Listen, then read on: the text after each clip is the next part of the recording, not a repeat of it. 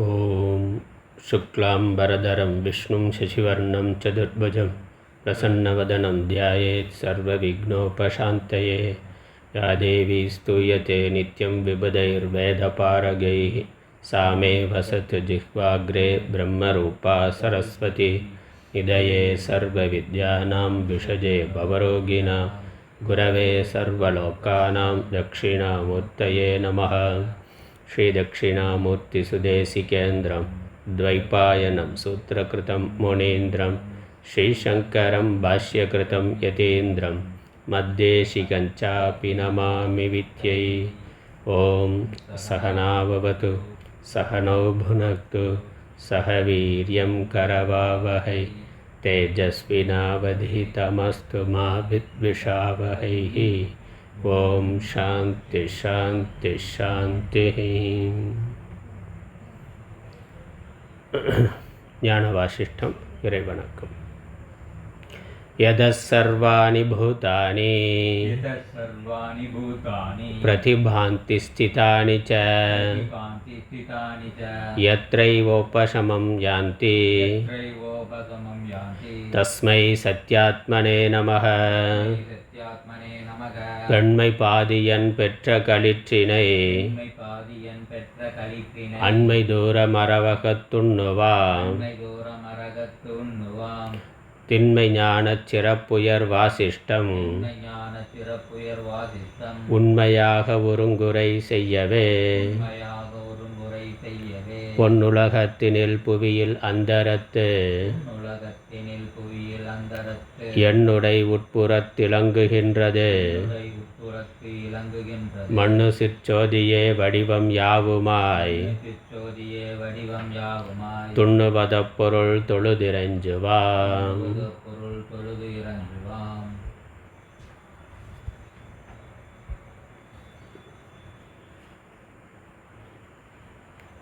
ஞான வாசிஷ்டம். 5வது உபசாந்தி பிரகரணம். 10வது ஹிதோபதேசம்.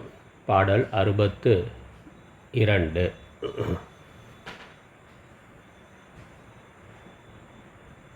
தக்க விசாரம் எனும் பூத்த தருப்பூவட்டத்து ஒரு தாளாய் துக்க விசார சூறை காற்று அசைத்தற்கு அரிதாய் துவர்ச்சியிலா மிக்க நிலையாம் நிலைப்போக்கு விழித்தல் உரங்கள் உளோர் மனத்தில் புக்க விசாரம் இல்லாரேல் பொன்றினோராம் எனப் புகழ்வர்.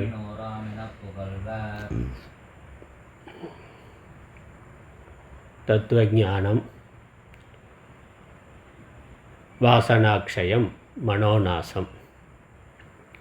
மூன்றும் ஜீவன் முக்திக்கான சாதனம், உபாயம் என்று கூறி மூன்றும் ஒன்றை ஒன்று சார்ந்திருப்பவை, ஒன்றுக்கு ஒன்று காரணமாக இருப்பவை.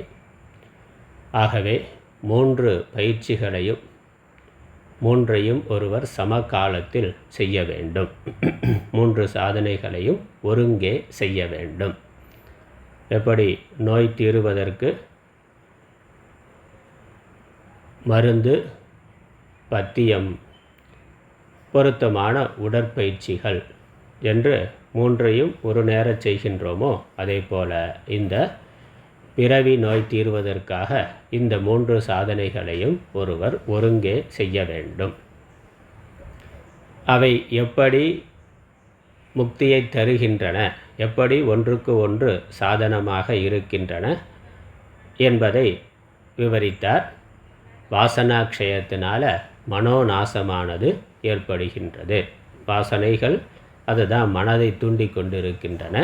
நல்ல வாசனைகள்லையும் இந்த அகங்கார, மமக்காரம், காமம், குரோதம், இந்த வாசனைகள், இது அசுப வாசனை. இந்த வாசனைகளை நீக்கிறது வாசனாக்ஷயம்.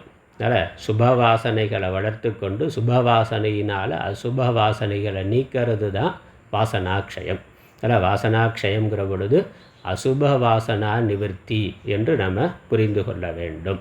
எது சம்சாரத்தை தருமோ, எந்த பற்றானது, எந்த விருப்பு வெறுப்புகள், எந்த அகங்காரம் மமகாரம், இப்படி எவை பற்றுக்கு காரணமாக இருக்கின்றனவோ, சம்சாரத்திற்கு காரணமாக இருக்கின்றனவோ, அந்த எண்ணங்களை விட்டுவிடுதல், அதற்கான சம்ஸ்காரங்களை, அதற்கான அகப்பதிவுகளை நீக்குதல். அதன் மூலமாக இந்த மனதானது ராஜச தாமச குணங்களிலிருந்து விடுபட்டு சத்துவ குணத்தில் இருக்கும். ஏன்னா இந்த ராகத்வேஷம் தான் ராஜச குணத்தை தூண்டக்கூடியது. ராஜச குணத்தில் இருந்து தான் இந்த காமக்ரோதாதிகள் வருகின்றன. ரஜோ ராகாத்மகம் வித்தி என்று பகவத்கீதையில் பார்க்கிறோம். அதனால் மனசு ராஜச தாமச குணங்களில் இருந்து விடுபட்டு சத்துவ குணத்தில் இருக்கிறது மனோநாசம். அகங்காரம் மமக்காரம் காமக்ரோதாதிகள் இல்லாமல் இருக்கிறது வாசனாக்ஷயம். அவைகள் நீங்கிறது வாசனாக்ஷயம். இந்த இரண்டிற்கும் உபாயம் தத்துவ ஞானம். தத்துவ ஞானத்தினால தான், வேதாந்த விசாரத்தினால தோன்றுகின்ற அத்வைத ஞானம், ஆத்ம ஞானத்தினால தான் ஒருவன் இவைகளை நீக்க முடியும். ஏன்னா அகங்காரம் நான் என்பது நீங்க வேண்டும் என்றால் நான் யாருங்கிறது நமக்கு தெரியணும். நான் இல்லாமல் இருக்க முடியுமானா, நான்கிறது நமக்கு சரீரம் தோன்றின பொழுது மரணம் வரைக்கும் நான்கிறது இருக்குது. ஆனால் அது உண்மையான நானா என்பது தான் கேள்வி. அதனால் இந்த நான் யாருங்கிறத விசாரம் பண்ணி என்னுடைய யதார்த்த ஸ்வரூபம் என்ன, இந்த உலகத்தினுடைய இது என்று சொல்லப்படுகின்ற உலகத்தினுடைய யதார்த்த ஸ்வரூபம் என்னன்னு புரிந்து கொண்டு இதில் அத்தியாசமாக கல்பனையாக இருக்கக்கூடியவைகளை நீக்கி வாஸ்தவமாக சத்தியமாக இருக்கிறத நான் என்று புரிந்து கொள்ளுதல், இது என்று புரிந்து கொள்ளுதல். அந்த வாஸ்தவமாக சத்தியமாக இருக்கிறது ஒரு பொருள் தான் என்பதனால் அங்கே நான் இதுங்கிற பேதம் இல்லை. ஒரே ஆத்மா தான், ஒரே பரமாத்மா தான், ஈஸ்வரன் தான் அனைத்திற்கும் ஆத்மாவாக இருக்கின்றான். அதனால் உடம்பு வச்சு பார்க்குற பொழுது தான் நான் இதுங்கிற பேதம் வருது. ஆத்மானு பார்த்தா அங்கு ஒன்று தான். அந்த பேத உணர்வு நீங்கி விடுகிறது. பேத உணர்வு இல்லைங்கிறதுனால விருப்பு வெறுப்புக்கு வேலை இல்லை. நான் இது என்று ஒரு குறுகிய வரையறைக்குள்ளே நாம் போகிறது இல்லை. உலகம் முழுவதுமாக நாம் இருக்கின்றோம். நான் அங்கே எல்லாமே இந்த எதுவா உலகமாக இருக்கோ அனைத்தும் நான் என்று ஆகின்றது. அந்த அத்வைத ஞானத்தினால இந்த அகங்காரம் மமக்காரம் ஒரு குறுகிய நான்கிறது நீங்கி அதனால் மனசு சத்துவ குணத்தில் இருக்கும். தேர்ந்தெடுத்து ஒரு பொருளை மட்டும் விரும்புறதுங்கிறது இல்லாமல் ஆகிவிடுகின்றது. தாமச ராஜச குணங்கள் நீங்கி மனசு எப்பொழுதும் சத்துவத்தில் இருக்கின்றது. அதனால் ஆத்மானந்தமானது வெளிப்படுகின்றது. அது ஜீவன் முக்தியாக ஆகின்றது. அதனால் இந்த வாசனாக்ஷயம் மனோநாசத்துக்கு ஆத்ம ஞானம் ஆதாரம் சாதனம். ஆத்ம ஞானம் எப்படி வரும்? வேதாந்த சாஸ்திர விசாரத்தினால வரும். ஆத்மாவை பற்றி சொல்லுகின்ற நூல்களை குரு வாயிலாக முறையாக படிப்பதன் வாயிலாக கேட்பதின் வாயிலாக வரும். அதான் சொன்னார். 62வது பாடலில் பார்த்தோம். தக்க விசாரம் எனும் பூத்த தரு பூவட்டத்து ஒரு தாளாய் துக்க விசார சூறை காற்று அசைத்தற்கு அரிதாய் துவச்சியிலா மிக்க நிலையாம். இந்த விசாரமானது பொருத்தமான சாஸ்திரத்தோடு பொருந்திய விசாரமானது ஒரு மரம் போல நன்கு பூத்து காய்த்திருக்கின்ற பெரிய விருட்சமாக, நன்கு வேரூன்றி இருக்கின்ற விருட்சமாக ஆனால் அதனால் இந்த துக்கம் என்ற விஷய பிரச்சனைகள், விஷயங்களால் ஏற்படுகின்ற கவலைகளானது ஒரு மனதை சாய்க்காது. அதனால் துக்கம்ங்கிறது சூறை காற்றுனா நம்ம வாழ்க்கையில் ஏற்படுகின்ற நமக்கு புறத்தில் இருக்கக்கூடிய அந்த பிரச்சனைகளெல்லாம் ஒரு சூறை காற்று மாதிரி வருது. அது என்ன பண்ணுது? நம்முடைய மனதை கலக்கி விட்டு செல்லுகின்றது. அமைதியாக இருக்கக்கூடிய மனது, அமைதியாக போய்கொண்டிருக்கக்கூடிய வாழ்க்கையில் இந்த பிரச்சனைகள் என்ற சூறை காற்று அதை குழப்பி விடுகின்றது, கலக்கி விடுகின்றது. ஆனால் ஒரு சாதாரண மெலிந்து இருக்கக்கூடிய மரத்தை காற்றினால் வீழ்த்த முடியும். நன்கு வேரூன்றி இருக்கக்கூடிய மரத்தை எந்த காற்றும் அசைக்க முடியாது. அது மாதிரி இந்த தத்துவ ஞானமானது நம்மிடத்தில் நிலை பெற்று இருந்தால் அது இந்த துக்கங்கிற காற்றுனால மனது கலங்கி போகாமல் காக்கின்றது, பாதுகாக்கின்றது. அதனால் துக்க விசார சூறை காற்று அசைத்தற்கு அரிதாய், அதனால் அசைக்க முடியாததாக, துவர்ச்சியிலா, இந்த துவண்டு போதல், தளர்ந்து போதல், சோர்ந்து போதல் இல்லாத நிலையானது சித்திக்கின்றது. அதான் ஸ்தித பிரஜை என்று சொல்லுகின்றோம். அல்லது நிலைத்த மனது எவ்வளவு நெருக்கடிகள்லையும் கலங்காத தன்மையை அடைந்திருத்தல், சோகத்தை, துக்கத்தை, கவலையை அடையாத நிலையை அடைந்திருத்தல். அதான் பகவத்கீதையில் பகவான் ஸ்தித பிரஜை லட்சணம்னு சொல்கிறார். அதான் ஞானிகளுடைய லட்சணமாக சொல்கிறார். அறிஞர்கள் சென்றதை குறித்தும் செல்ல இருப்பதை குறித்தும் வருந்துவது இல்லைன்னா, அப்போ மரணத்தை குறித்த ஆத்ம ஞானம் இருக்கிறவன் மரணத்தை குறித்தே வருந்துவது இல்லை. மரணம் கூட அவனுக்குள்ள கவலையை உண்டு பண்ணாது. யாருடைய மரணம்னா பக்கத்தில் இருக்கிறவர்களுடைய, நமக்கு நெருக்கமானவர்களுடைய மரணம். நம்முடைய மரணம் இல்லை. நம்ம மரணம் வந்துட்டால் அப்புறம் கவலைப்படுறதுக்கு ஆள் இருக்க மாட்டான். அதனால் நம்ம மரணம் வந்து விடுவோம்ங்கிற கவலை இருக்குது. நமக்கு மரணம் வந்துவிடும், சாவு வந்துடும், ஒரு நாள் போயிடுவோங்கிற பயம் இருக்குது, கவலை இருக்குது. அதை விட பெரிய கவலை நம்ம சுற்றி இருக்கக்கூடிய உறவுகள் போய்விடுவார்கள் என்றும், அல்லது அவர்கள் போய்விட்டால் நம்மளுடைய வாழ்க்கை இப்படி நிர்கதியாக இருக்கேங்கிற கவலையானது இருக்கே. அதெல்லாம் சரீரத்தை மையமாக கொண்டது. ஆத்மா பிறப்பதும் இல்லை, இறப்பதும் இல்லை, அது போவதும் இல்லை, வருவதும் இல்லை. அது சாஸ்வதமானதாக, நித்தியமானதாக, நிர்விகாரமானதாக, பூர்ணமானதாக இருக்கின்றது. நான் ஆத்மா என்ற ஞானம் தெளிவாக விசாரத்தினால் ஏற்பட்ட அந்த தத்துவ ஞானம் நிலையாக இருக்கக்கூடியவர்கள் இந்த துக்கத்தினால் கவலை அடைவது இல்லை, வருத்தத்தை அடைவது இல்லை. வருதல் போதல் இயல்பு, உலக இயற்கை. நிலையாமைங்கிறது உடலினுடைய, உலகத்தினுடைய இயல்பு. ஆத்மா நிலைத்த பொருள் என்று எப்பொழுதும் அந்த ஆத்ம திருஷ்டியில் இருக்கிறார்கள்.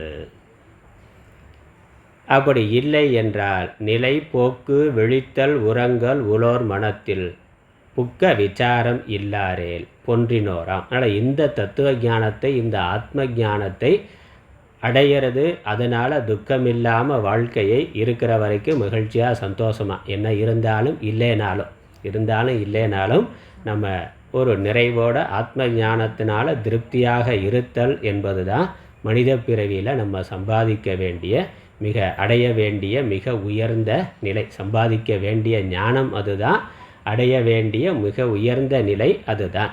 அந்த நிலை அடைஞ்சிட்டா உலகத்தில் எதை பற்றியும் நமக்கு வருத்தமோ கவலையோ இல்லை. நமக்கு கவலை இல்லாமல் இருக்கிற வரைக்கும் சந்தோஷமாக வாழணுங்கிறது தான் சாமான்யமாக எல்லாருடைய விருப்பமாக இருக்குது. அந்த விருப்பம் எப்பொழுது நிறைவேறும்னா இந்த தத்துவ ஞானத்தினால தான் நிறைவேறும். தத்துவ ஞானம் இருக்கிற பொழுது தான் கவலை இல்லாத மனிதனாக ஒருவன், துக்கம் இல்லாத மனிதனாக ஒருவன் இருக்க முடியும். யோகிகள், ஞானிகள் அப்படித்தான் இருக்கிறார்கள். நாமளும் அதைத்தான் அடைய வேண்டும். நம்முடைய லட்சியம் அதுதான். அதற்கு தான் நம்முடைய மனித பிறவி, அதற்கு தான் நம்மளுடைய ஒவ்வொரு முயற்சியும். அதை செய்யலைனாக்கா இறந்தவனுக்கு சமானம். அவன் மனித உடலில் இருக்கிறது பிரயோஜனம் இல்லை, விலங்கு மாதிரியான ஒரு ஜீவன் தான் என்று பெரியோர்கள் சொல்லுகின்றார்கள். நடப்புக்க விசாரம் இல்லாரேல், இந்த மனதில் விசாரமானது இல்லை என்றால் அது அவன் மனிதனாக இருக்க தகுதி இல்லாதவன். அப்படின்னா எப்பொழுதும் துக்கத்திலேயே கவலையிலே இருப்பான். எப்பொழுதும் கவலையிலே மூழ்கி இருப்பான் பாவி அப்படின்னு பாரதியார் பாடுறார். அம்பிகையை சரணடைந்தால் அதிக வரம் பெறலாம், நம்பினார் கெடுவதில்லை 4 மறை தீர்ப்பு. எப்பொழுதும் கவலையிலே மூழ்கி இருப்பான் பாவினா. அதனால் கவலையில் இருக்கிறது தான் பாப்பம். அதனால் நம்ம பிரச்சனையினால் கவலைன்னு நினைக்கிறோம். பிரச்சனை இருக்கிறது பாப்பம் இல்லை, அதனால் கவலைப்படுறது தான் பாப்பம். அது கவலை அனாவசியம். கவலைப்படுறதுனால பிரச்சனை தீர்ந்துருதான்னா அது ஒன்றும் இல்லை. அது வர்றது தான் இருக்குது, போகிறது போகுது, எல்லாமே மாறிக்கொண்டு இருக்குது. அது எல்லாமே சரீரத்துக்கு. நான் ஆத்மாவுக்கு ஒன்றுமில்லைன்னு பார்த்துருந்தா கவலை இல்லை. அதனால் இந்த தத்துவ ஞானத்தை மேற்கொண்டு இன்னும் புகழ்ந்து சொல்லுகின்றார். அடுத்த பாடல்.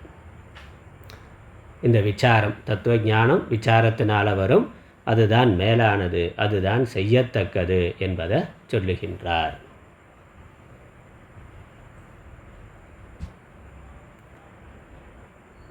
கெடாத சிற்கண்ணால் நீதான்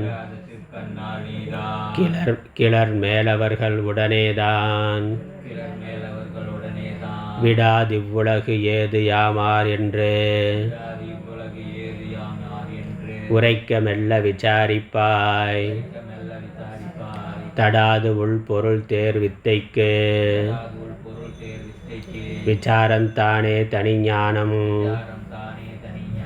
கடாவி அறியத்தக்கதில் காணும் பாலின் மதுரம் போல் கெடாத சிற்கண்ணால் நீதான் கிளர் மேலவர்கள் உடனேதான் விடாது இவ்வுலகு ஏது யாமார் என்று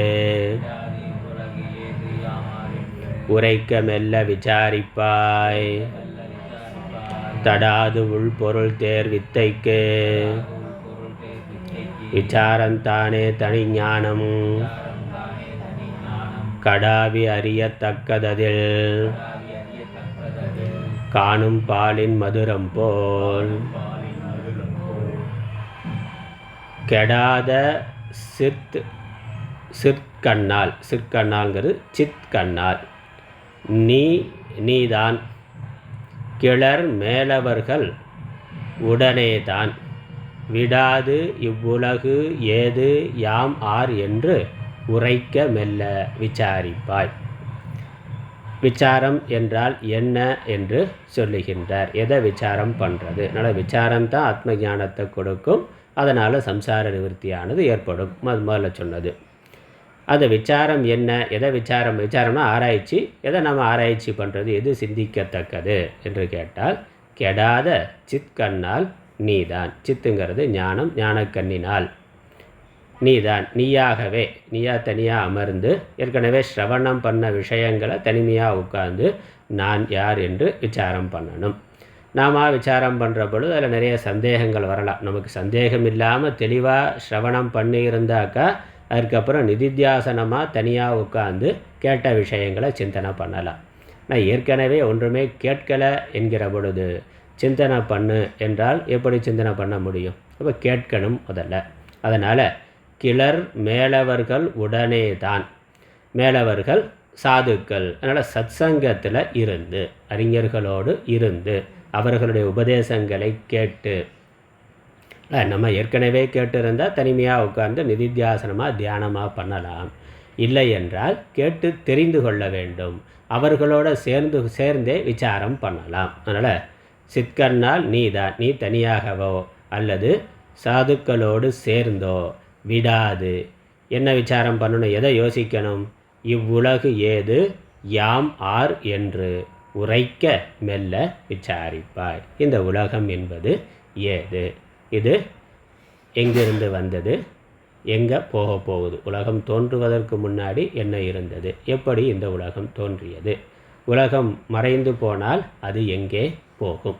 இப்போ இருக்கிறது எங்கே இருக்கின்றது? இதற்கெல்லாம் ஆதாரம் எது? மூலம் எது என்பதை விசாரம் பண்ணணும். உலகத்தினுடைய சொரூபம், அதனால் ஜெகத் விசாரம்னு சொல்லுவோம். ஜெகத் விசாரம். இந்த ஜெகத் உலகம் என்பது என்ன? எப்படி இருக்கின்றது? அது எப்படி இயங்குகின்றது? அறிவியல் ஒரு விதமாக இதை ஆராய்ந்து கொண்டிருக்கின்றது. அது ஜடமாக இருக்கக்கூடிய மேட்டர் அதை மையமாக வைத்து கொண்டு அறிவியல் ஆராய்ச்சி செய்கின்றது. நம்ம தத்துவ ரீதியாக இந்த உலகத்திற்கு காரணம் என்னன்னு பெரியோர்கள் எப்படி சிந்தித்திருக்கிறார்கள், யோகத்தில் ஞானத்தினால் எப்படி அவர்கள் அதை அறிந்திருக்கிறார்கள்ங்கிறத சாஸ்திரத்தின் மூலமாக நம்ம விசாரம் பண்ணணும், யோசனை பண்ணணும். அதுக்கப்புறம் யாம் ஆர் என்று, நான் யார்? நான் பிறக்கிறதுக்கு முன்னாடி எங்கே இருந்தேன்? மரணத்திற்கு பிறகு எங்கே போவேன்? இப்பொழுது எங்கே இருக்கிறேன்? நான் என்னவாக இருக்கிறேன்? என்ன செய்து கொண்டு இருக்கிறேன்? எனக்குள்ளே என்ன இருக்குது? நான் என்ன செய்யணும்? இதெல்லாம் நமக்கு நம்மை குறித்த விசாரம். அதனால் நம்ம இதை யோசிக்காமல் மற்றதெல்லாம் யோசித்து கொண்டு இருக்கிறோம். நான் யாருங்கிறதே தெரியாமல் நமக்கு எனக்கு இது வேணும் அது வேணும் அப்படி இப்படின்னு சொல்லி நாமளாக ஒரு கற்பனையாக வாழ்க்கையை நடத்தி கொண்டு இருக்கிறோம். உண்மையிலேயே நாம் யாருங்கிறது நமக்கு தெரியாது. அதனால் அது தெரிந்து கொள்ள வேண்டும், ஆராய வேண்டும். இந்த உடம்பு சாமான்யமாக நமக்கு உடம்பு வரைக்கும் நான்கிற எண்ணம் இருக்குது. அது இயல்பாக வர்றது. அதனால் அது அனாதி அஜ்ஞானத்தினால இருக்கிறது. ஸ்வாபாவிகமாக உடம்பு வரைக்கும் நான், உடம்புக்கு வெளியே இருக்கிறது உலகம். இந்த உலகத்தில் அனுபவிக்கிறதுக்கு பல விஷயங்கள் இருக்குது. இந்த உடம்பில் அனுபவிக்கிறதுக்கான கருவிகள் இருக்குது. இவைகள் சேர்ந்து உலகத்தை உலக அனுபவங்கிறது நமக்கு வருது. அதிலிருந்து இன்பத்துன்பம் வருகின்றது. முடிந்த வரைக்கும் துன்பத்தை தவிர்த்து இருக்கிற வரைக்கும் இன்பமாக வாழ வேண்டும். இது சாமானியமான ஒரு உணர்வு. இதை யாரும் சொல்லித்தர வேண்டியதில்லை. ஆடு மாடு விலங்குகளுக்கும் அது இருக்கின்றது. அது எதை பார்க்கணுன்னு தோணுதோ பார்க்குது, எதை சாப்பிடணும்னு தோணுதோ, அதுக்குள்ளே என்ன பதிவாக இருக்கோ, எது இயல்பாக இருக்கோ அதை சாப்பிடுது. அதை ஒன்றும் மாற்றிக்கிறது கிடையாது. அதனால் புல்லை தான் சாப்பிட்டு இருக்காது. ஜூஸாக போட்டு குடிக்கணும்னு அது நினைக்கிறது இல்லை. சாப்பிடணும், அதே தான், அப்படியே தான் சாப்பிட்டு கொண்டு இருக்குது. காலகாலமாக இதையே சாப்பிட்டு இருக்கிறோமே அப்படின்னு யோசனை பண்ணுதானா? இல்லை, அதற்குள்ளே என்ன பதிவாகி இருக்கோ அது அப்படி வாழ்ந்து போகுது. மனிதனும் அவனுக்கும் பல பிறவிகளாக அல்லது பல தலைமுறைகளாக மனிதனுக்குள்ளேயும் ஒரு சம்ஸ்காரம் இருக்குது. அதன்படி நாமளும் பிறக்கிறோம், வளர்கிறோம். எதை சாப்பிடணும்னு மற்றவங்க சொல்கிறாங்களோ அதை சாப்பிட்றோம், எதை வேண்டான்னு சொல்கிறோமோ அதை தவிர்க்கிறோம். இப்படி ஒரு சாமானிய வாழ்க்கை வாழ்ந்தால் விலங்கு வாழ்க்கைக்கு நம்ம வாழ்க்கைக்கும் வித்தியாசம் இல்லை. உண்மையிலே இது மட்டும்தான் இங்கே இருக்கா என்ற கேள்வி நமக்கு கேட்கணும். இந்த உடம்பு சுகத்தை அனுபவிக்கிறத தவிர வாழ்க்கையில் வேறு ஒன்றும் லட்சியம் இல்லையா இதில் என்று கேட்கணும். அப்புறம் இப்படி காலகாலமாக அனுபவித்து கொண்டே இருக்கிறோமே, இதற்கு முடிவு இருக்கான்னா? எவ்வளவு அனுபவித்தாலும் போதுங்கிற திருப்தி நமக்கு வருதான்னா? வர்றது யாருக்குமே எதுலேயுமே வருவது இல்லை. அனுபவிக்கிறதெல்லாம் ஒரு கொஞ்ச நேரத்துக்கு, அந்த நேரத்துக்கு திருப்தியை தருவதாக இருக்குது. அப்புறம் அது மாறிவிடுகின்றது. அப்புறம் ஒரே பொருளை ஒரு காலத்தில் சுகத்தை தருகின்ற ஒரு பொருள் இன்னொரு காலத்தில் துக்கத்தை தருவதாக இருக்கின்றது. அதனால் உலகத்தில் எந்த ஒரு பொருளையோ எந்த ஒரு உறவையோ நிரந்தரமாக இது சுக சாதனம் என்றோ துக்க சாதனம் என்றோ யாரும் தீர்மானம் பண்ண முடியாது. ஒரே காலத்திலே ஒரு பொருள் ஒருவருக்கு சுகத்தை தருவதாக இருக்குது, இன்னொருத்தருக்கு துக்கத்தை தருவதாக இருக்குது. அப்புறம் ஒருவருக்கே ஒரு பொருள் ஒரு காலத்தில் சுகத்தை தருது, இன்னொரு காலத்தில் அதுவே துக்கத்துக்கு காரணமாக ஆகின்றது. நம்ம உடம்பும் அப்படித்தான் இருக்குது. அதனால் பொருள்னால் புறத்தில் இருக்கிறது மட்டும் இல்லை, நம்ம உடம்பே ஒரு காலத்தில் சுகத்தை தருது, அதுவே இன்னொரு காலத்தில் துக்கத்திற்கு காரணமாக. இதை எப்படியாவது தொலைச்சா போதும்னு தோணுகின்றது. நல்லா இருக்கிற பொழுது இது இன்னும் நல்லா இருக்கணும், எப்படியாவது தக்க வைத்து கொள்ளணும்னு நினைக்கிறோம். அதனால் இளமையில் எல்லாம் நல்லா சுறுசுறுப்பாக உற்சாகமாக எந்த பிரச்சனையும் இல்லாமல் போகிற பொழுது அப்போ சரீரமானது சுக சாதனமாக இருக்குது. அதுவே வயதாக மூட்டு வலியெல்லாம் வர்ற பொழுது இது எப்போ விட்டால் போதும்னா ஒன்று அது சரியாகணும், இல்லைன்னா தொலைஞ்சா போதுங்கிற எண்ணமானது வருகின்றது. அப்போ உலகத்தில் நிலைத்த தன்மை, நிலைத்த சுகம் என்று நம்ம எதையும் நிர்ணயம் பண்ண முடியலை. எந்த பொருளையும் நிலையான பொருள் என்றோ, எந்த பொருளில் இருக்கக்கூடிய அந்த குணங்கள் நிலைத்த குணங்கள் என்றோ, அதிலிருந்து கிடைக்கக்கூடிய சுகமானது நிலையான சுகம் என்றோ நம்மால் நிர்ணயம் பண்ண முடியவில்லை. அது மாறிக்கொண்டே இருக்கின்றது. அதனால் நமக்கு என்ன கேள்வி வருது? இந்த சுக துக்க அனுபவங்களுக்கு முடிவென்பது இல்லை. முடிவில்லாத ஒரு ஓட்டமாக போய்கொண்டு இருக்கின்றது. அதுக்கு மேலே நமக்கு இந்த சாஸ்திரத்துலலாம் ஸ்ரத்தை இருந்தால், சாஸ்திரம் இப்படி இந்த ஒரு பிறவியில் மட்டும் இல்லை, இப்படி பல பிறவிகளாக இப்படித்தான் நம்ம போய்கொண்டே இருக்கிறோம்னா. அதனால் ஏதோ பிறந்தோம் இருந்தோம், ஒரே பிறவி முடிஞ்சு போச்சுனாக்கா அது எப்படியோ இருந்து எப்படியோ வாழ்ந்து முடிச்சிடலாம் அப்படின்னு நினைக்கலாம். ஆனால் இது ஒரு முடிவில்லாத சுழற்சி. பிறப்பு இறப்புங்கிறது ஒரு சக்கரம் மாதிரி உடல்கள் மாறி மாறி போய்கொண்டே இருக்கின்றன. அதில் இன்ப துன்பங்கள் போய்கொண்டே இருக்கின்றன. நல்லா ஆராய்ந்து பார்த்தா இன்பத்தை விட துன்பம் தான் மிகுதியாக இருக்கின்றது. அதனால் இதெல்லாம் யோசித்து பார்த்து இதற்கெல்லாம் என்ன காரணம், இதற்கு முடிவென்பது எல்லை என்பது எங்கே? அதனால் பிறவி பெருங்கடல்னா இந்த பிறவியை பார்த்தா ஒரு பெரிய கடலாக சமுத்திரமாக இருக்குது. சமுத்திரத்துக்குள்ளே இருக்கிற வரைக்கும் அதில் ஏற்றத்தாழ்வுகள், அலைகளால் மேலே கீழே போகிறது வர்றது இருக்குது. அதனால் துன்பங்கள் இருக்குது. இப்போ சமுத்திரத்தில் இருக்கிறவன் நிரந்தரமாக சமுத்திரத்திலேயே வசித்துடலான்னு நினைப்பானா? யாரானா? என்னதான் அதில் தான் வாழ்க்கையாக இருந்தாலும் கரையேறணும் அப்படிங்கிறது தான், அங்கே ஓய்வாக இருக்கணும் என்பது தான் விருப்பமாக இருக்கும். அதனால் பிறவி ஒரு சமுத்திரம்னு தெரிந்து கொண்டால் இதிலிருந்து எப்படி கரையேறுவது, எப்படி இந்த ஏற்றத்தாழ்வுகளிலிருந்து, இருமைகளிலிருந்து, இந்த சுழற்சியிலிருந்து நாம் வெளியேறுவதுங்கிற கேள்வியானது வரும். இது அப்போ கேள்வி இதற்கு என்ன காரணம்ங்கிற கேள்வி. எதனால் இது வந்தது, இது எப்படி போகும்? அதான் கேள்வி. இப்போ இதெல்லாம் நம்ம யோசிக்க வேண்டியதாக, ஆராய வேண்டியதாக இருக்கின்றது. அது நம்ம புறத்தில் இருக்கக்கூடிய உலகமும் அதுவும் மாறுபடும் தன்மை உடையதாக இருக்குது. நம்மளுடைய உடம்பு, மனது, புத்தியும் இந்த உலகத்தினுடைய ஒரு அங்கமாக பகுதியாக தான் இருக்குது. இவைகளும் மாறுபடும் தன்மை உடையவையாக இருக்கின்றன. அதனால் இந்த மாறுபடுபவைகளுக்கு வேறாக மாறுபடாத ஒன்று இருக்கின்றதா? மாறுபடாத ஒன்று இருக்கின்றதா? இந்த இருமைகளுக்கு வேறாக ஒரே தன்மை உடையதாக ஏதாவது ஒரு நிலை இருக்கின்றதா? பிறப்பு இறப்பு சுழற்சினாக பிறப்பு இறப்பு இல்லாத ஒரு நிலை இருக்கின்றதா? அப்படி ஒரு பொருள், பிறப்பு இறப்பை அடையாத ஒரு வஸ்து இருக்கா? இல்லை அப்படி ஒரு நிலை, அப்படி ஒரு ஸ்டேட்டஸ் இருக்கா? இன்ப துன்பம் மாறி மாறி வருதுன்னா இந்த இன்ப துன்பம் கடந்த ஒரு நிலை இருக்கின்றதா அப்படிங்கிற கேள்வி வருகின்றது, தேடுதல் வருகின்றது. அப்படி கேட்டு தேடுகின்ற பொழுது அப்போ தான் சத்சங்கம், மேலவர்கள் நீங்கள் சொல்கிறாரு, மேலோர்கள், மகாத்மாக்கள், சத்சங்கம், சாதுக்கள் இந்த விஷயங்களை ஏற்கனவே ஆராய்ந்து அதனுடைய முடிவை கண்டவர்கள் என்ன சொல்லுகிறார்கள்? அப்படி ஒன்று இருக்குது, பிரம்மபதம், பிரம்மம் அல்லது இறைவன். பொதுவாக சாமான்யமாக சொன்னால் இறைவன்கிற பெயரால் அதை சொல்லுகின்றோம். இறைவன், ஈஸ்வரன், இல்லை பெருமாள், மகாவிஷ்ணு, இல்லை பரமசிவன், பரமேஸ்வரன். அந்த இறைவன் ஒருத்தர் இருக்கிறார். அவர் பிறப்பு இறப்பு இல்லாதவராக இருக்கிறார். இன்ப துன்பம் கடந்தவராக இருக்கின்றார். அந்த இறைநிலையை, அந்த இறைவனை நாம் அடைதல், அல்லது இறைவன் இருக்கிற உலகத்தை அடைதல், அல்லது அந்த இறைநிலையை நாம் அடைதல். இந்த உடம்பு இது இந்த இருமை வயப்பட்டது. இப்போ இந்த உடம்பு இருமை வயப்பட்ட இந்த உடம்பிலிருந்து விடுபட்டு நிரந்தரமான ஒரு உடலை அடைதல், நிரந்தரமான ஒரு நிலையை அடைதல், அது சாத்தியமா அப்படின்னு கேட்டால் சாஸ்திரம் இருக்குன்னு சொல்லி அதை பல பெயர்களில் சொல்லி அது பிரம்மம் என்று சொல்லி அதை அடைவதற்கான உபாயங்களையும் சொல்லுகின்றது. அதனால் இந்த கேள்வியை முதல்ல நமக்குள்ளே கேட்கணும். அப்புறம் இந்த கேள்வியை யார் ஏற்கனவே இதற்கான விடை கண்டுபிடித்திருக்கிறார்கள்னு தேடி அவர்கள்ட்ட இருந்து அதற்கான விடையை கேட்க வேண்டும். அதனால் கணிதத்தை பற்றிய ஒரு அறிவை பெற வேண்டும் என்றால் நம்மளால் சின்னதாக கூட்டல் கழித்தல் கணக்கு போட்டு பார்க்கலாம். அப்புறம் அதற்கு மேலே அட்வான்ஸ்டு மேத்ஸ் தெரியணும்னா அதை பற்றி படிச்சிருங்க இருக்கிறவங்கள்ட்ட கேட்கணும். அதில் ஏற்கனவே ஆராய்ச்சி செய்திருக்கக்கூடியவர்கள்ட்ட நம்ம கேட்டு அறிந்து கொள்ள வேண்டும். அதே மாதிரி தான் ஆத்மா நான் யாருங்கிற விசாரம் நம்மளாக யோசித்து பார்த்தா இந்த உடம்பு, மனது, புத்தி இதெல்லாம் மாறுபடக்கூடியதாக இருக்குது, அறியப்படுவதாக இருக்குது. ஆனால் நான் என்ற உணர்வு நமக்கு எப்பொழுதும் ஒரே மாதிரி மாறாமல் இருக்கின்றது.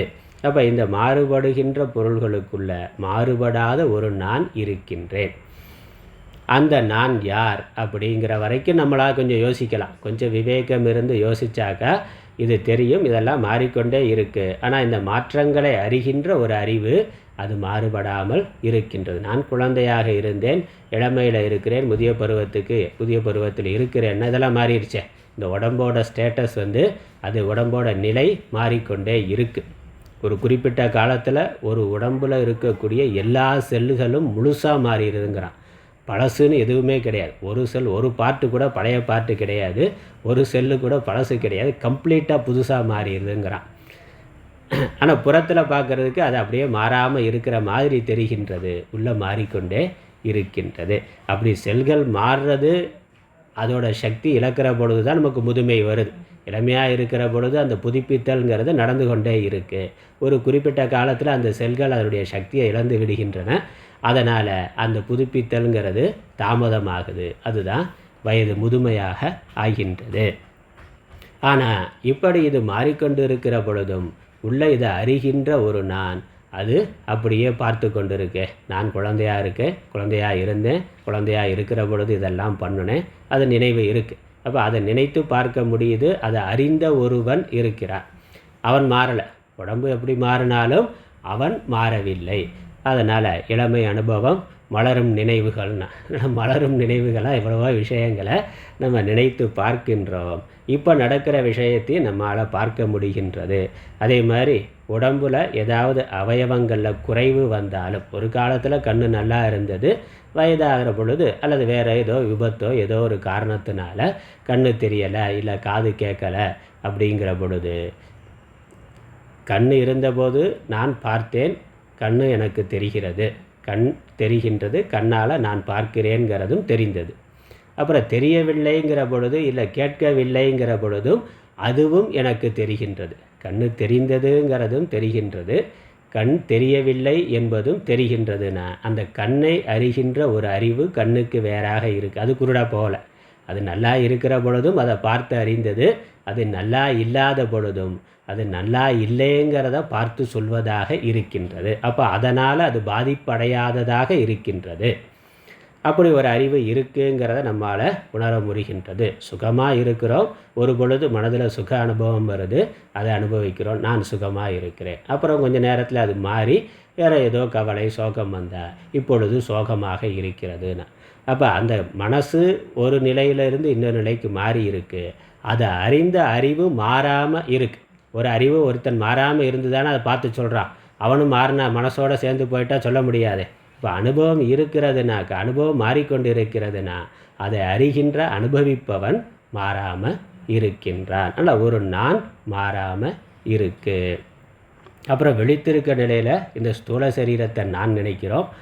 கனவு நிலையில் என்ன ஆகுதுன்னா, ஸ்தூல சரீரம் இல்லையே, வேறு ஏதோ ஒரு சரீரத்தில் இருந்து அங்கேயும் பார்க்குறோம் கேட்குறோம். இந்த கண் இல்லாமலே அங்கே பார்க்குறோம், இந்த காது இல்லாமலே கேட்குறோம், இந்த வாய் இல்லாமலே பேசுகிறோம், இந்த கை கால்கள் இல்லாமலே அங்கே நடக்கிறோம்னா அப்போ இந்த ஸ்தூல சரீரத்துக்கு வேறு ஒன்றும் உள்ளே இருக்குது. அதையும் நான் இயக்கி கொண்டு இருக்கிறேன். அப்புறம் ஆழ்ந்த தூக்கத்துக்கு போனாக்கா அந்த சரீரமும் வேலை செய்யலை. அந்த கனவுல இருந்த அந்த நான்கிறதும் இல்லை, வேறு ஏதோ ஒன்று இருக்கின்றது. அங்கே நான் ஒன்றையும் அறியாமல் இருக்கிறேன். ஒருத்தன் இருக்கிறான், அந்த பார்த்தவன் நான்கிறவன் இருக்கிறான். ஆனால் சரீரங்கள் மாறி இருக்குது. அதிலேருந்து என்ன தெரியுது? இந்த ஸ்தூல சரீரமே நான் இல்லைன்னு தெரியுது. ஸ்தூல சரீரமே நான்னாக்கா 24 மணி நேரமும் அது உணர்வு இருக்கணும். அப்படி இல்லை.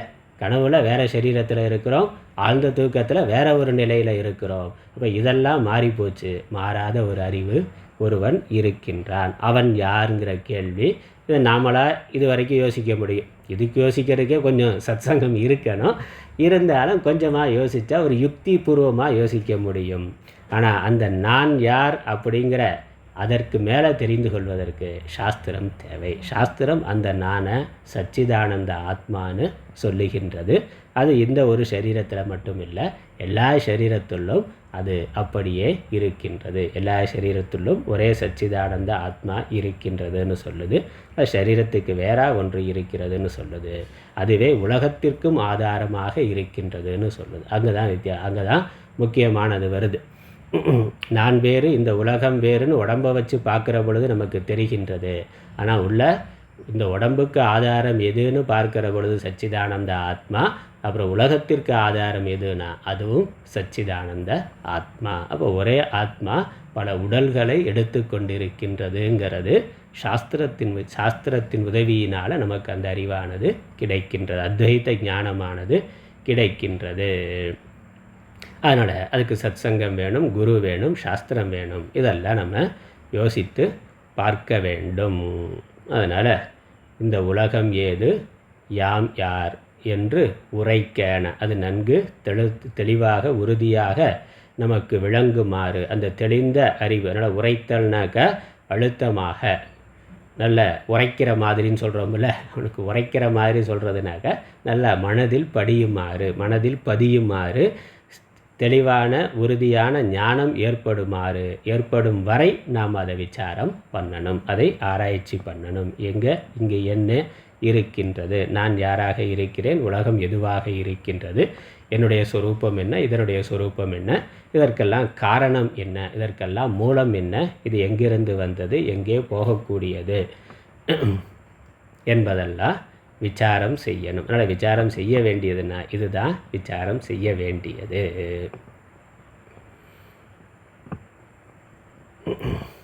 தடாது உள்பொருள் தேர் வித்தைக்கு விசாரம் தானே தனி ஞானம். விசாரம், இந்த விசாரங்கிறது தான் இதுக்கெல்லாம் உள்பொருள் தேர் வித்தைக்கு, உள்ள பொருள் எது என்று ஆராய்ந்து அறிகின்ற அந்த ஞானத்திற்கு. வித்தைங்கிறது வித்யை, வித்யான ஞானம்.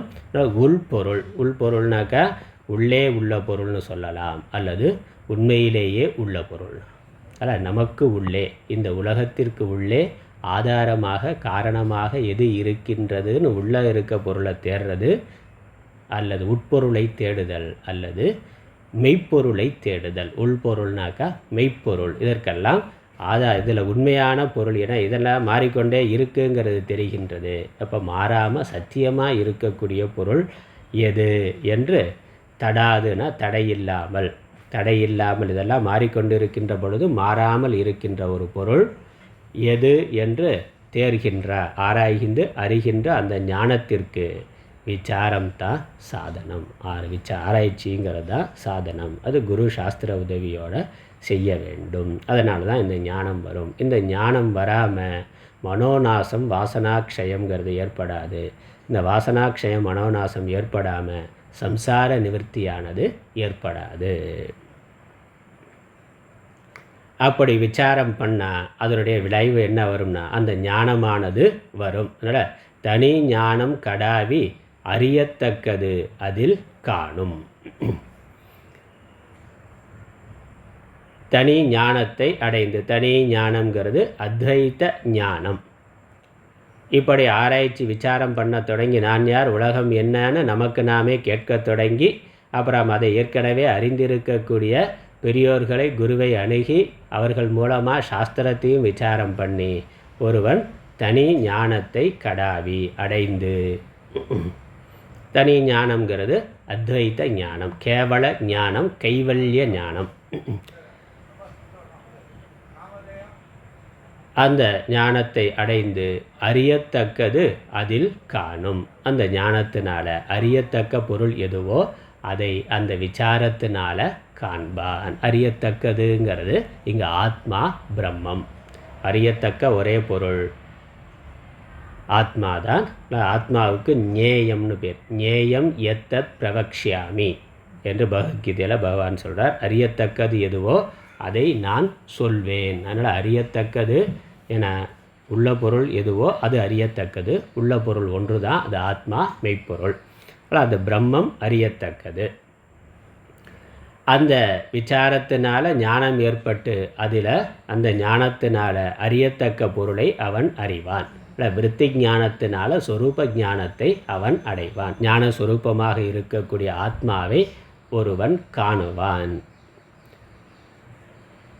அது எது மாதிரி? பாலில் மதுரம் போல. இந்த பாலில் சுவை இருப்பது, மதுரங்கிறது தேன். பாலில் சுவை கலந்திருப்பது போல, தேன் கலந்திருப்பது போல இந்த விசாரத்தினால ஞானம் ஏற்பட்டு ஞானத்தினால சொரூபமானது விளங்கும்.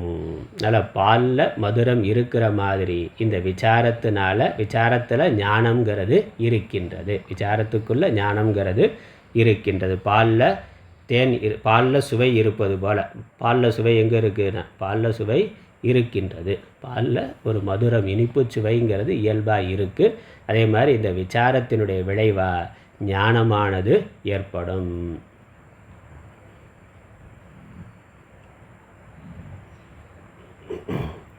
பாலில் மதுரம் போல அறியத்தக்கது அதில் காணும். இல்லை, பாலில் இருக்கக்கூடிய இனிப்பு போல அறியத்தக்க பொருளான ஆத்மாவை அந்த ஞானத்தினால் ஒருவன் காண்பான். தனக்குள்ள அவன் அதை காண்பான். இல்லை, பாலில் மதுரம் இருக்குது, ஆனால் அது எங்கே இருக்குதுன்னு தெரியலை. எங்கே இருக்குன்னா பாலில் மதுரம் இனிப்பு எங்கே இருக்குது? அதோட ஒவ்வொரு துளியிலும் இருக்குது. ஒவ்வொரு அணுவிலும் ஒவ்வொரு துளியிலும் இருக்குது. அது கண்ணில் பார்த்தா தெரியாது, அனுபவிச்சா தான் தெரியும். அந்த மாதிரி இந்த ஆத்மாவை, இறைவனை இவன் இந்த விசாரத்தினால இந்த நாமரூபங்கள், உலகம், உடல் இவைகளெல்லாம் பொய்யானது, மித்தையானது என்று எல்லாவற்றையும் நீக்கி தான் மாத்திரமாக எந்த அறிவு அனைத்தையும் நீக்குகின்றதோ அந்த அறிவு மாத்திரம், அந்த தான் மாத்திரம் இருக்கும். அந்த தன்னிடத்தில் அவன் ஆத்மாவை காண்பான். அறியத்தக்கதாக தன்னை அவன் அறிந்து கொள்வான். இந்த ஆத்ம ஞானமானது துவைத்த விருத்திகளெல்லாம் நீக்கி அவனுடைய சொரூபத்தை காட்டும். எல்லா நாமரூபங்களுள்ளும் பாலில் மதுரம் மாதிரி இருக்கக்கூடிய ஆத்மாவை அந்த விசாரமானது காட்டும். நல்ல பாலில் மதுரம் மாதிரி இந்த ஜெகத் முழுவதும் ஈஸ்வரனால் வியாபிக்கப்பட்டுள்ளது. ஈஷாவாஸ்யமிதம் சர்வம்னு ஈஷாவாஸ்ய உபனிஷத்தில் தானே சொன்னார். அப்போ பாலில் மதுரம் இருக்கிற மாதிரி பாலில் மதுரம் ஒவ்வொரு துளியிலும் இருக்கின்றது. அதே மாதிரி இந்த பிரபஞ்சத்தில் ஒவ்வொரு நாமரூபத்திலும் ஆத்மாவாக இறைவன் இருக்கின்றான். ஆனால் நமக்கு நாமரூபம் மட்டும்தான் தெரியுது. வேதாந்த சாஸ்திர விசாரத்தினால நாமரூபங்களை நீக்குகின்ற பொழுது உள்ளே இருக்கக்கூடிய மதுரத்தை நாம் உணர முடியும், சுவைக்க முடியும், அனுபவிக்க முடியும். அதில் கடைந்தெடுத்தளித்தேன் இந்த கைவல்ய நவநீதத்தைங்கிறார். ஆனால் அங்கே நவநீதம்னு சொல்கிறார். நவநீதம்னா வெண்ணெய், அதில் இருக்கக்கூடிய மதுரம் தான். அதனால் வேதாந்த சாஸ்திரம் என்னும் கடைந்தெடுத்தளித்தார் இந்த குடங்களில் நிறைத்து வைத்தார் முன்னோர்கள். கடைந்தெடுத்தளித்தேன் இந்த கைவல்ய நவநீதத்தை. அதனால் பெரியோர்கள் இந்த அமிர்தத்தை பெரிய சமுத்திரமாக இருக்கக்கூடிய பிரம்ம பதத்தை சாஸ்திரங்கிறதுல கடைந்தெடுத்து அது பால் மாதிரி வைத்திருக்கு, அமிர்தம் மாதிரி இருக்குது. வேதாந்த சாஸ்திரங்கள் எல்லாம் அமிர்தம் மாதிரி இருக்குது. அதனுடைய சாரத்தை பாலில் இருந்து அதனுடைய வெண்ணெயை கடைஞ்செடுக்கிற மாதிரி அதனுடைய சாரத்தை கரைந்தெடுத்து கொடுக்கிறேன்னு சொல்கிறார். அதே மாதிரி இந்த நாமரூபங்கள் எல்லாவற்றுள்ளும் இறைவன் மதுரமாக இருக்கின்றார். ஆதாரமாக பாலில் மதுரம் இருக்கிற மாதிரி எல்லா நாமரூபங்களுள்ளும் இறைவன் ஆத்மாவாக வியாபித்து இருக்கின்றார். அதை நாம் காண வேண்டும். அது எதனால் வரும்? வேதாந்த சாஸ்திர விசாரத்தினால வரும். ஈஷாவாஸ்யம் இதம் சர்வம் எத்கிஞ்ச ஜெகத்யாம் ஜெகத்துனா. அப்படி உலகம் அனைத்துள்ளும் வியாபித்திருக்கக்கூடிய இறைவனை பாலில் மதுரத்தை காணுற மாதிரி இவன் வேதாந்த சாஸ்திர விசாரத்தினால ஒருவன் காண்பான். அதனால் அதில் அறியத்தக்கது அதில் பாலில் மதுரம் போல் அறியத்தக்கது அதில் காணும். அறியத்தக்கதை அந்த சாஸ்திர விசாரத்தினால காண்பான். தன்னிடத்திலேயே காண்பான். தான் அதுவாக காண்பான். எல்லாம் அதுவாக காண்பான். அதுக்கப்புறம் இந்த ஞானத்தினுடைய பெருமை, ஞானத்தை உடையவனுடைய பெருமையை சொல்கிறார். ஆனால் இந்த ஞானம் அடையத்தக்கது. இந்த ஞானம்தான் ஜீவன் முக்தி பதத்தை தருது. எப்படி தருது? இந்த தத்துவ ஞானமானது வாசனாக்ஷயத்தை ஏற்படுத்துது. வாசனாக்ஷயத்தினால மனோநாசம், அல்லது இது 3 சமகாலத்தில் பண்ணுறதுனால 3 சமகாலத்திலேயே நடக்கும். தத்துவ ஞானம், வாசனாக்ஷயம், மனோநாசம் இது சம்பவிக்கின்ற பொழுது, தத்துவ ஞானத்தினால வாசனாக்ஷயம் மனோநாசம் சம்பவிக்கின்ற பொழுது புறத்தில் இருக்கக்கூடிய ஜெகத்தானது, சம்சாரமானது இல்லாமல் போய்விடுகின்றது. அவன் ஜீவன் முக்தனாக ஆகின்றான். அப்படி ஆன ஜீவன் முக்தன் எப்படி இருப்பான்? அந்த ஜீவன் முக்த லட்சணத்தை மேற்கொண்டு சொல்லுகின்றார். அதனால் ஜீவன் முக்திக்கான உபாயத்தை சொல்லியாச்சு, ஜீவன் முக்தனுடைய லட்சணத்தை சொல்லுகின்றார். 64வது பாடல்.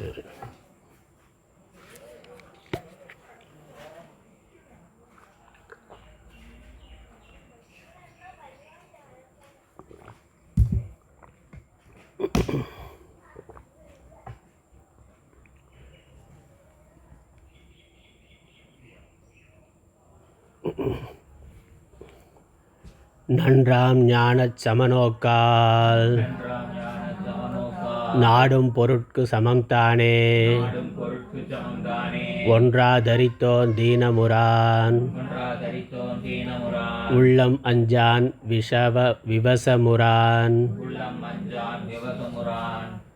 அன்றாம் சுத்தம் அபத்தியம் நஞ்சு அடுத்ததேனும் அவனருந்தி இன்றாய் இமைப்பில் இரும் நொந்தது இறந்தது அனம் கண்டது போலாம்.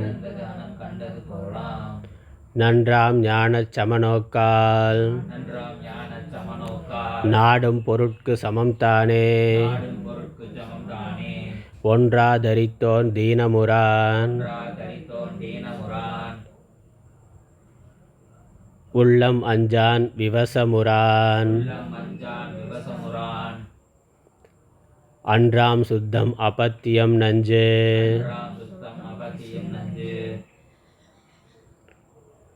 அடுத்ததேனும் அவனருந்தி இன்றாய் இமைப்பில் இரும் நொந்தது இறந்தது அனம் கண்டது போலாம்.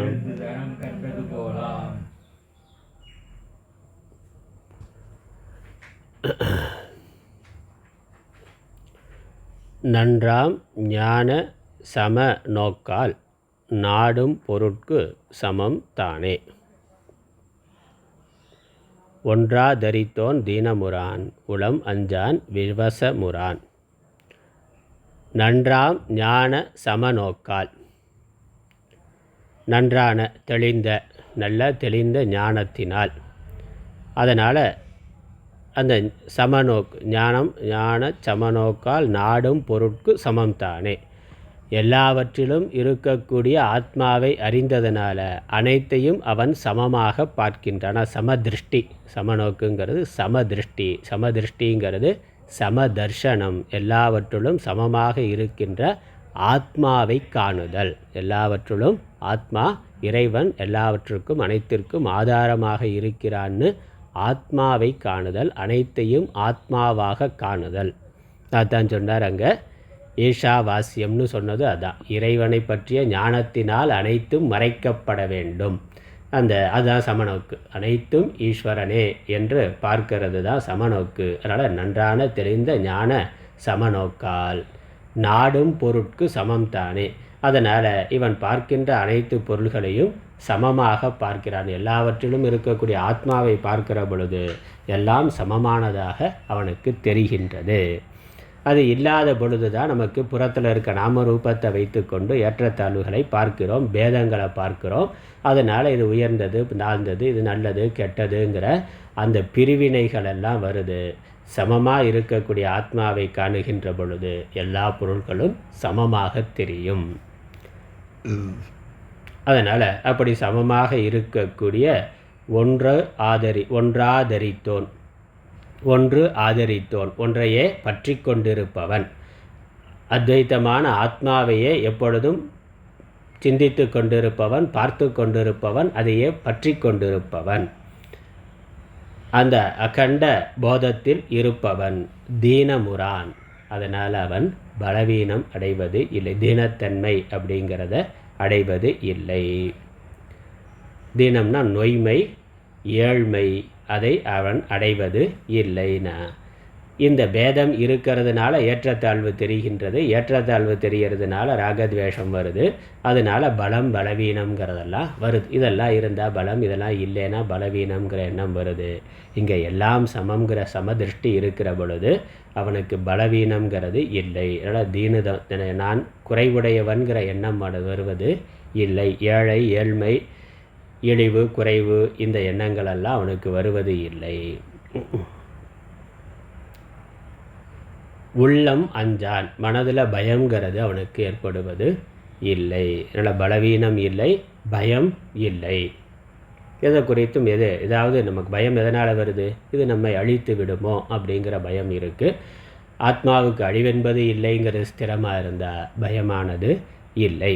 அல்லது ஒன்று சரீரத்தை அழிக்கலைனாலும் நம்மள்கிட்ட இருக்க பொருளை அபகரித்து நமக்கு நஷ்டத்தை ஏற்படுத்தலாம், அப்படியும் பயம் வருது. நம்மள்கிட்ட இருந்து பறிச்சிருவாங்களோ, ஏமாத்திடுவாங்களோ, கவுத்துருவாங்களோ, திருடிடுவார்களோ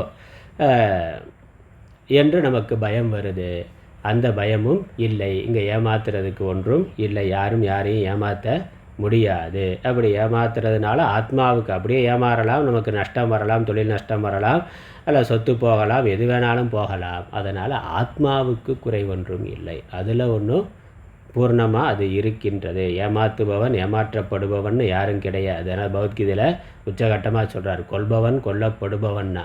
அங்கே அப்படி எதுவுமே இல்லைங்கிற பொழுது ஏமாற்றுபவன் ஏமாற்றப்படுபவன்னு யார் இருக்கிறான்? அப்படி யாரும் அப்படி எதுவும் நடக்க முடியாது. அதனால் அதற்கு வாய்ப்பு இல்லை. அதை குறித்து பயம்ங்கிறது இல்லை. எது போனாலும் அதனால் எனக்கு குறை ஒன்றும் இல்லை. அறியாமையினால் இன்னொருத்தன் அவனை சரீரம்னு நினைத்து இந்த பணம் முதலானவைகள் தான் வாழ்க்கைக்கு மகிழ்ச்சியை தரும்னு நினைத்து அதற்கு முக்கியத்துவம் கொடுக்குறவன் இன்னொருத்தர்கிட்ட இருந்து ஏமாத்தணும், நம்மள்கிட்ட இருந்து பறிச்சுட்டு போகணும்னு நினைக்கிறான். ஆனால் நமக்கு தெரிந்த ஞானம் இருக்குங்கிற பொழுது அது போனாலும் அதனால் ஆத்மாவுக்கு குறைவில்லை என்ற ஞானத்தினால அது போகுமோ போய்விடுமோங்கிற பயமானது ஞானிக்கு இல்லை.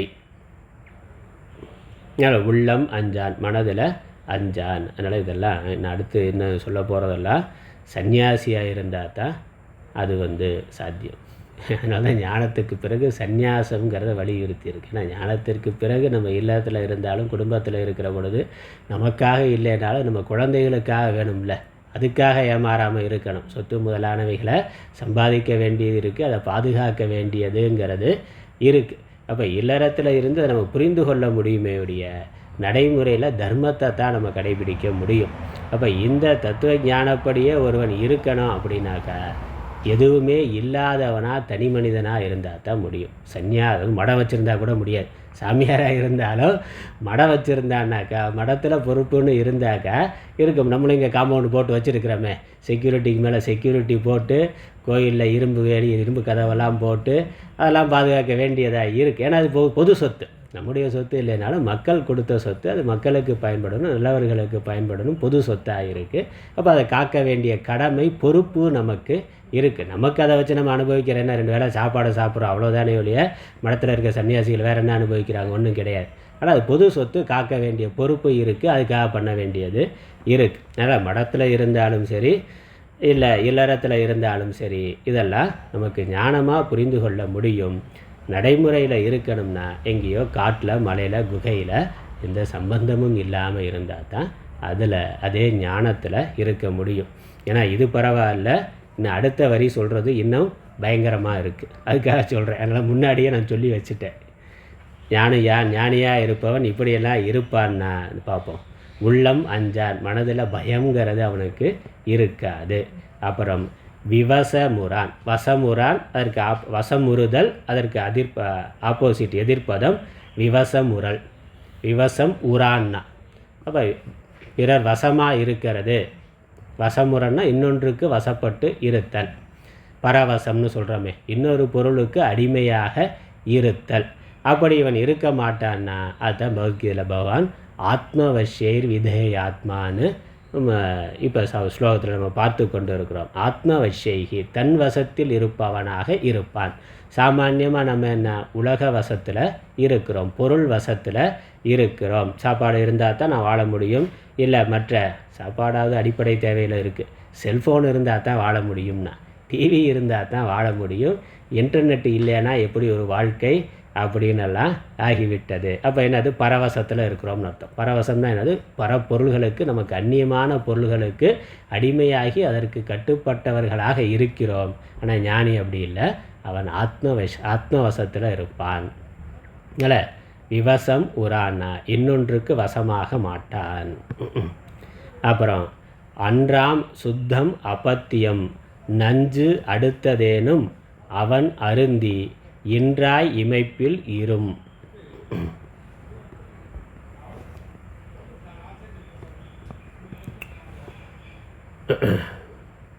சுத்தம்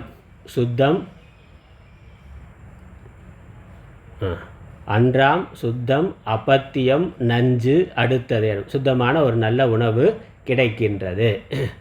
இல்லை அப்பத்தியம்னாக்கா எச்சல் உணவு அதான் கிடைக்குது அப்படின்னாக்கா. பத்தியம் இல்லாத உணவுனா சுத்தம் இல்லாத உணவு, உண்ணத்தகாத உணவு.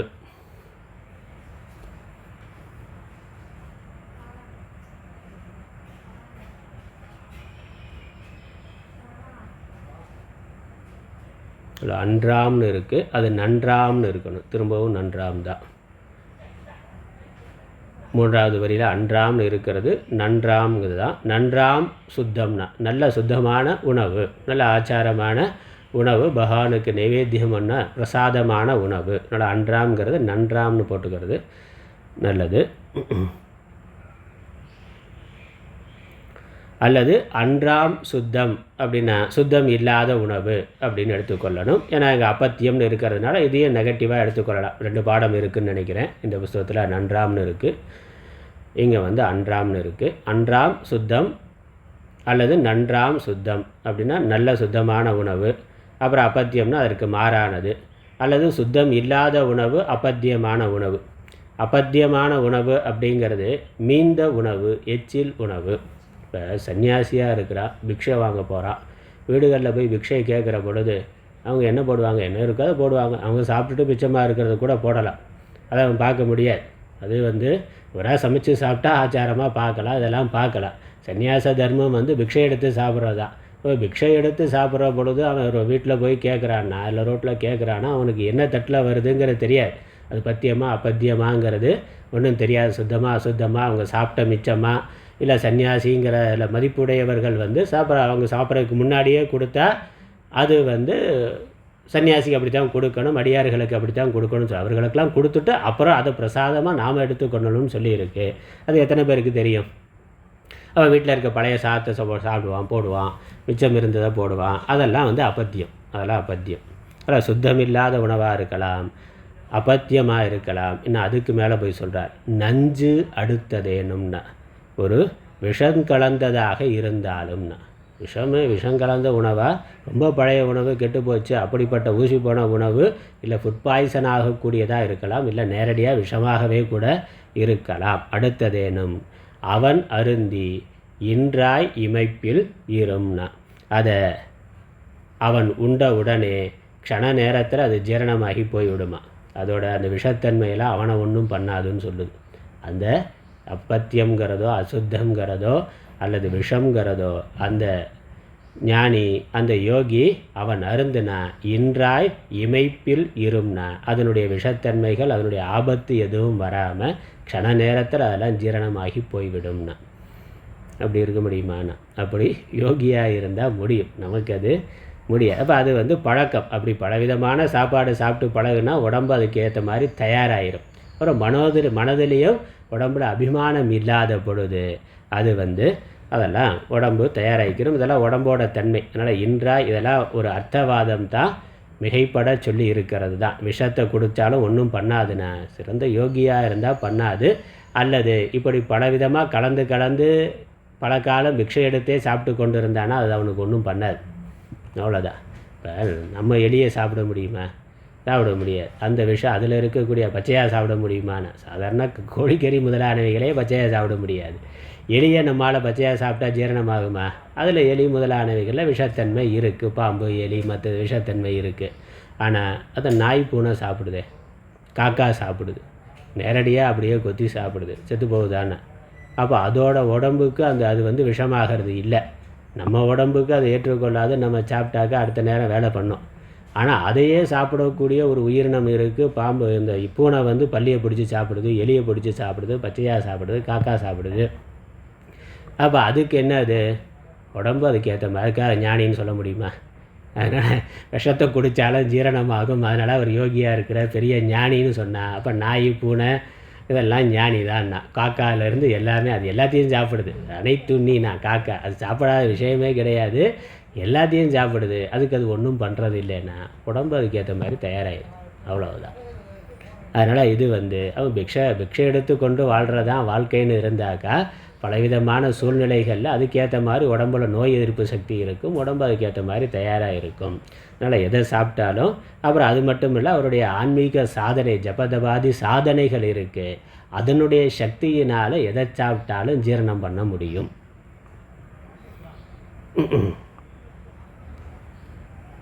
அதனால் இன்றாய் இமைப்பில் இரும்னா, ஒரு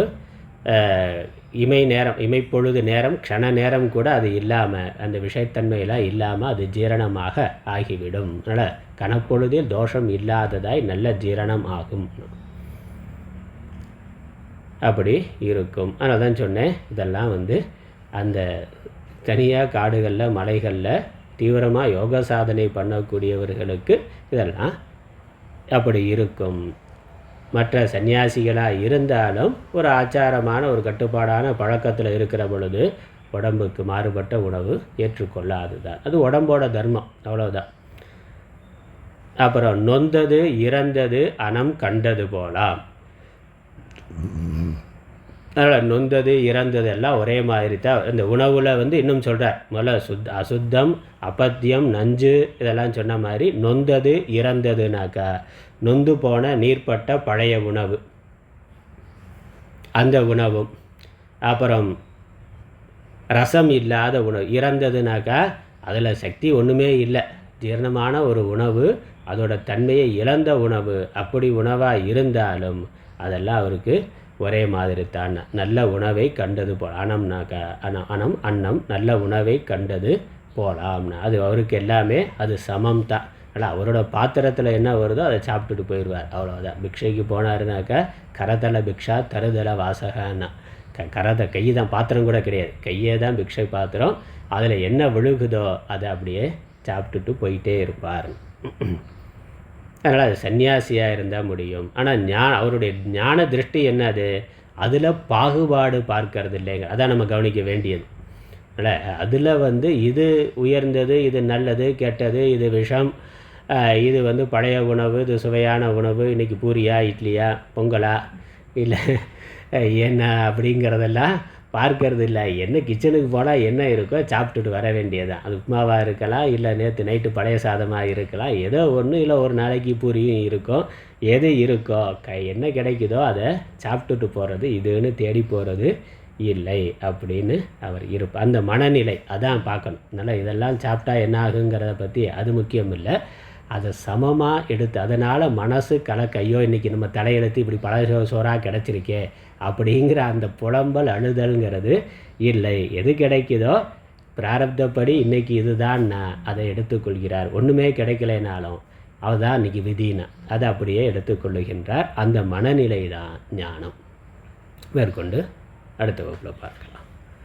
ஓம் ஈஸ்வரோ குருராத்மேதி மூர்த்திபேத விபாகினே व्योमवत्याप्तदेहाय दक्षिणामूर्तये नमः.